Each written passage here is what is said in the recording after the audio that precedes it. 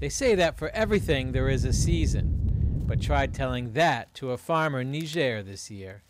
Normally, Hassam's millet harvest will yield enough to feed his family for a year, but this time it will only last 3 months. You say, if the rainy season is good, the grass is good like this, but now it's more like this. Drought has caused crop failure throughout the Sahel, and the effects are already being felt at the market nearby. Millet prices have risen by 30% since the same time last year. Even in the best of times, poor education and bad diet keep the beds full of severely malnourished children at this hospital in nearby Dosso. The red means they may never reach their full potential. Another generation blighted by hunger. The devastated harvest has authorities watching out for an increase in admissions. Niger struggles with some of the highest rates in population growth and poverty.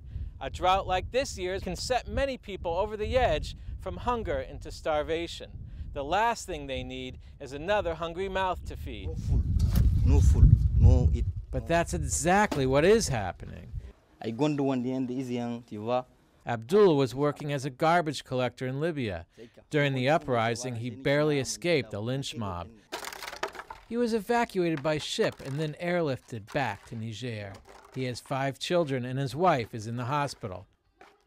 Now back home with no job, he can't pay her hospital bill, much less finish the house he was building with the remittances he was sending from Libya.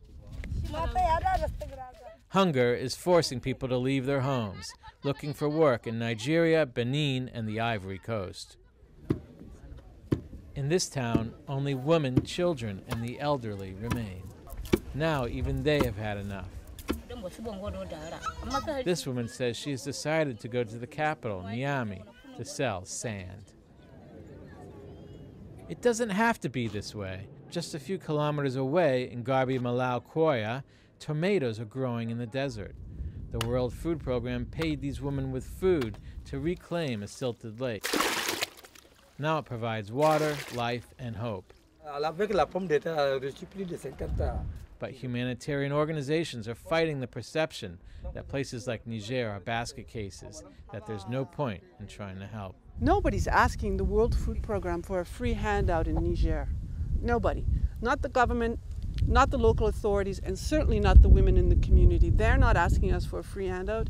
They're asking us for some assistance so that they can stay in their homes, in their villages, work in their fields, maintain their families, and keep their life going. Niger's future begins and ends here. Meals given to these children at school ensures that they can concentrate on learning instead of their hungry stomachs. If tomatoes can flourish in the desert, then so can they. For the World Food Program, I'm Jonathan Dumont.